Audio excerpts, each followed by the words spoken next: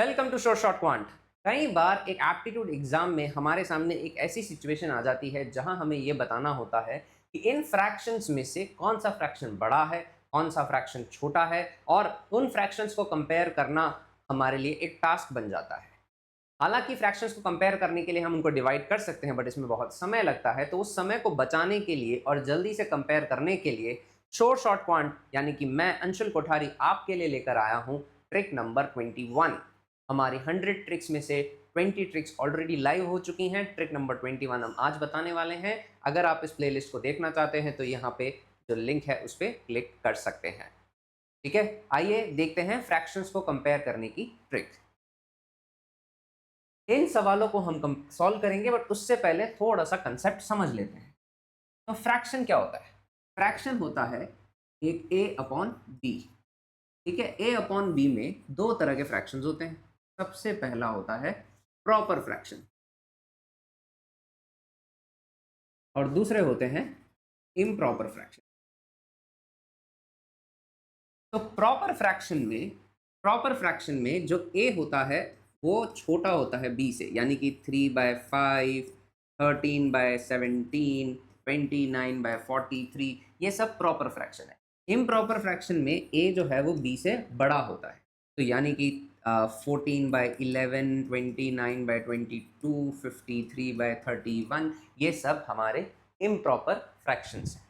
ठीक है, तो ये डेफिनेशन के लिए ज़रूरी था समझना। इम्प्रॉपर फ्रैक्शंस में ऊपर वाला न्यूमरेटर बड़ा होता है और प्रॉपर फ्रैक्शंस में न्यूमरेटर छोटा होता है। कंपैरिजन समझने के लिए सबसे पहला रूल है, और वो ये है कि इम्प्रॉपर फ्रैक्शन हमेशा प्रॉपर फ्रैक्शन से बड़ा होता है। यानी कि 13/11 हमेशा बड़ा होगा 11/13 से, यानी कि 13/10 बड़ा होगा 29/43 से, क्योंकि ये इम्प्रॉपर है और ये प्रॉपर है। ये तो बहुत इजी चीज हो गई ना। नाउ कंपैरिजन का दूसरा रूल कि अगर if there is a pattern, pattern में क्या हो सकता है कि या तो उनका सम सेम हो सकता है या उनका डिफरेंस सेम हो सकता है। किसका डिफरेंस? Numerator versus denominator. इसका सम न्यूमरेटर वर्सेस डिनोमिनेटर। अगर ऐसा है तो इसको बोलते हैं pattern based fractions. Pattern based fractions में कंपेयर करना बड़ा इजी होता है। अगर सम सेम है तो नेक्स्ट चीज जो आपको देखनी है वो ये देखनी है कि क्या सभी फ्रैक्शंस प्रॉपर हैं या सभी फ्रैक्शंस इम्प्रॉपर हैं। सिनेरियो 1 ये हो सकता है कि all fractions are proper, and scenario number 2 is all fractions all fractions are now all fractions are proper वाले केस में आपको अगर सम सेम है तो फोकस करना है डिफरेंस पे। और डिफरेंस में क्या है कि lower difference implies higher value. Lower difference implies higher value. और ऑल फ्रैक्शंस अगर इम्प्रॉपर हैं तो lower difference implies lower value. ठीक है, अब कैसे समझें इसको? तो एक एग्जांपल लेते हैं। लेट्स से मुझे यहाँ पे कंपेयर करना है 11/14, 9/16, 12/13 को। सबका सम लिख लेते हैं। सम 25, 25, 25। सबका सम बराबर है। सबका सम बराबर है तो सबका डिफरेंस लिख लेते हैं। डिफरेंस इसका है 3, इसका है 7, इसका है 1। ठीक है, और फ्रैक्शन सारे कौन से हैं? फ्रैक्शंस प्रॉपर प्रॉपर प्रॉपर, तीनों फ्रैक्शंस प्रॉपर है। तो अब जो मैंने बताया उसके अकॉर्डिंग अगर सभी फ्रैक्शंस प्रॉपर हैं तो जिसका डिफरेंस कम है उसकी वैल्यू ज़्यादा है। तो यानी कि यहाँ पे सबसे कम डिफरेंस है इसका, तो यानी कि ये सबसे बड़ा हो गया, ये सबसे बड़ा हो गया। और सबसे ज्यादा डिफरेंस है इसका, तो ये सबसे छोटा हो गया। तो इस तरीके से आप बता सकते हैं कि कौन सा फ्रैक्शन बड़ा है, कौन सा फ्रैक्शन छोटा है। ठीक है, एक एग्जांपल और लेते हैं, और इस बार हम एग्जांपल लेते हैं 13/10, 14/9, ठीक है, 16/7। ठीक है, चलिए इस बार इसका सबसे पहले सम देखते हैं। सम आ रहा है 23, सम आ रहा है 23, सम आ रहा है 23। नाउ डिफरेंस की बात करते हैं, तो डिफरेंस यहाँ पे आ रहा है 3, यहाँ पे आ रहा है 5, यहाँ पे आ रहा है 7, सॉरी यहाँ पे आ रहा है 9। नाउ यहाँ पे अब ये फ्रैक्शंस कौन से हैं, सो फ्रैक्शंस के बारे में भी लिख देते हैं। फ्रैक्शंस है इम्प्रॉपर, इम्प्रॉपर और इम्प्रॉपर। इम्प्रॉपर और प्रॉपर दोनों हो तो कोई चिंता की बात नहीं, इम्प्रॉपर हमेशा बड़ा होगा प्रॉपर से। लेकिन अगर यहाँ पे फ्रैक्शंस सभी इम्प्रॉपर हैं, तो हम वापस से हमारी टेबल की तरफ चलते हैं, और हमारे टेबल में बोला है कि अगर सभी फ्रैक्शंस प्रॉपर इम्प्रॉपर हैं, तो जिसका डिफरेंस लोअर है उसकी वैल्यू भी लोअर है। यानी कि यहाँ पे सबसे छोटा डिफरेंस कौन सा है, ये, तो इसकी वैल्यू भी क्या होगी, यहाँ पे सबसे छोटा डिफरेंस किसका है, इसका, तो ये आपका लोएस्ट हो गया। यहाँ पे सबसे बड़ा डिफरेंस किसका है, इसका, तो ये आपका क्या हो गया, हाईएस्ट। ठीक है, तो इसका मतलब ये है कि प्रॉपर है तो जिसका डिफरेंस कम है उसकी वैल्यू ज्यादा है, इम्प्रॉपर है तो जिसका डिफरेंस ज्यादा है उसकी वैल्यू ज्यादा है। ये किस केस में, जब उनका सम बराबर है। अब ऑल्टरनेट सिनारियो क्या हो सकता है कि उनका डिफरेंस बराबर हो। ठीक है, ऑल्टरनेट सिनारियो क्या हो सकता है कि उनका डिफरेंस डिफरेंस क्या हो, सेम। डिफरेंस अगर सेम है तो भी आपको दो चीजें करनी है, वो नोट ये करना है कि ऑल प्रॉपर है या फिर ऑल इम्प्रॉपर है। अगर ऑल प्रॉपर फ्रैक्शंस हैं तो फिर, अगर सभी के सभी फ्रैक्शंस प्रॉपर हैं तो आपको ध्यान रखना है सम पे।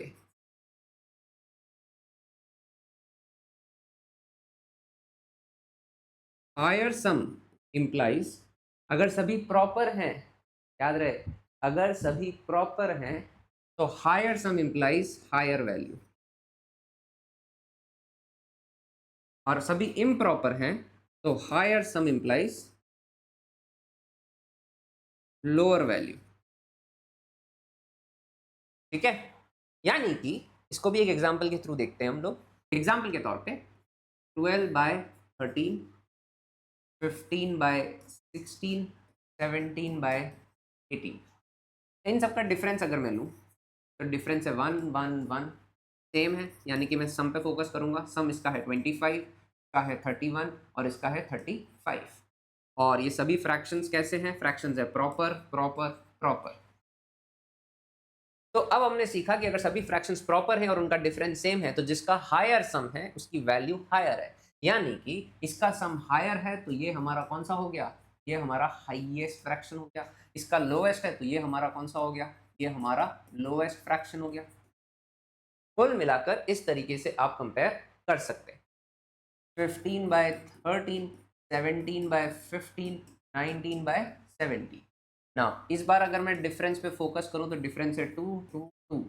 सम की बात करूं तो सम है 28, सम है 32, सम है 36।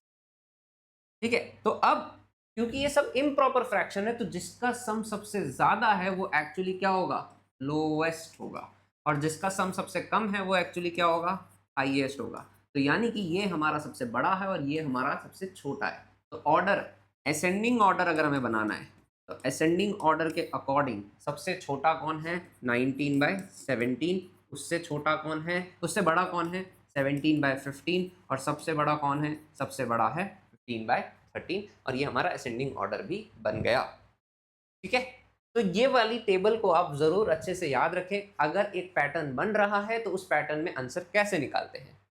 ठीक है, तो जैसे कि यहाँ पे अगर आप देखें तो 15/16, 17/18 और 18/19, इन सब में जो डिफरेंस है वो क्या है, वो डिफरेंस एक है, 1 है, और डिफरेंस सेम है तो सम पे फोकस करना है। तो जल्दी से कमेंट्स में बताओ, इस इन केस में असेंडिंग ऑर्डर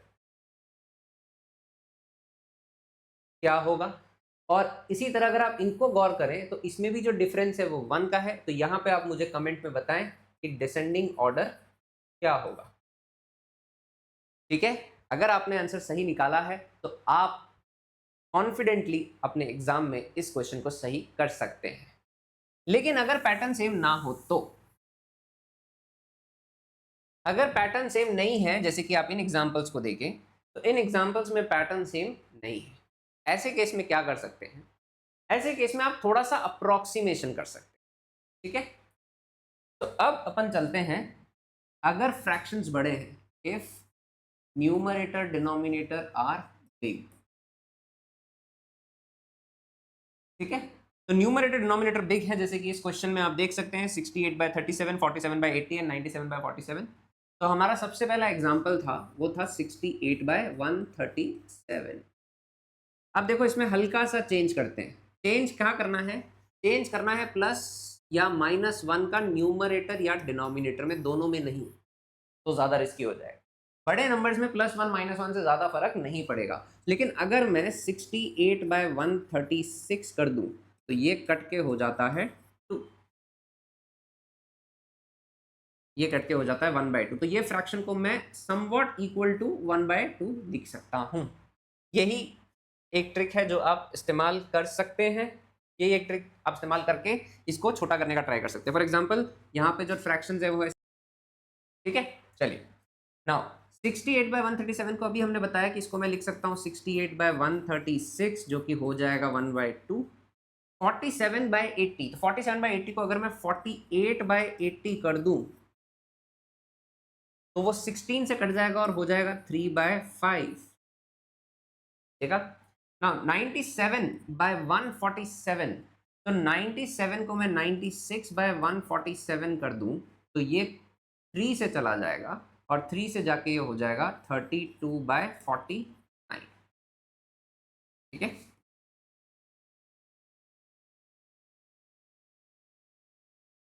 32/49। नाउ इसके बाद कंपैरिजन कैसे करें, इसके बाद कंपैरिजन करने के लिए बड़ा ही सिंपल तरीका बताता हूं। ठीक है, जैसे कि अगर आपको A/B और C/D को कंपेयर करना है तो उनको क्रॉस मल्टीप्लाई कर दें, यानी कि एक तरफ लिख दे AD और एक तरफ लिख दे BC। पहले वाले के नीचे AD, दूसरे वाले के नीचे BC। इन दोनों नंबर्स में से जो बड़ा है उसके ऊपर वाला फ्रैक्शन बड़ा होगा। ठीक है, इसका एक छोटा सा एग्जांपल यहाँ ले लेते हैं हम। फॉर 11 और 13/15, तो आप क्रॉस मल्टीप्लाई करें तो 9 इंटू 15 होता है 135 और 11 इंटू 13 होता है 143। कौन बड़ा है, 143 बड़ा है, तो 13/15 बड़ा होगा।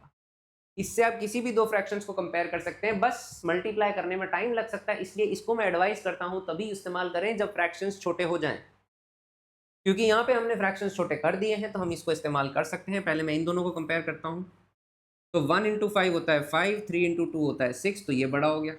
फिर इसको अगले से कंपेयर करते हैं। ठीक है, कंपेयर करने से पहले हम पहले वाली सारी मिटा देते हैं, अब इन दोनों की बात करते हैं। तो 3 इंटू 49 हो जाएगा 147 एंड 5 इंटू 32 हो जाएगा 160। तो 160 बड़ा है, यानी कि ये सबसे बड़ा है, ये सेकंड नंबर पे है और ये थर्ड नंबर पे है। तो हमारा असेंडिंग ऑर्डर हो गया 8/137, याद रहे। दूसरा फ्रैक्शन हमारा था 47/80 और तीसरा फ्रैक्शन हमारा था 97/147। ये हमारा असेंडिंग ऑर्डर हो गया। ठीक है, तो तीन चीजें मैंने आप लोगों से शेयर करी हैं। सबसे पहली कि अगर एक इम्प्रॉपर फ्रैक्शन है और एक प्रॉपर फ्रैक्शन है तो आप कंपेयर करते वक्त लिखेंगे इम्प्रॉपर हमेशा बड़ा होगा, प्रॉपर हमेशा छोटा होगा। अगर पैटर्न है तो पैटर्न में आप देखें कि सम सेम आ रहा है या डिफरेंस सेम आ रहा है। अगर सम सेम आ रहा है तो डिफरेंस पे फोकस करना है, डिफरेंस सेम आ रहा है तो सम पे फोकस करना है। इसी के साथ एक चीज और फोकस में रखनी है और वो है कि सभी फ्रैक्शंस प्रॉपर हैं या सभी फ्रैक्शंस इम्प्रॉपर हैं।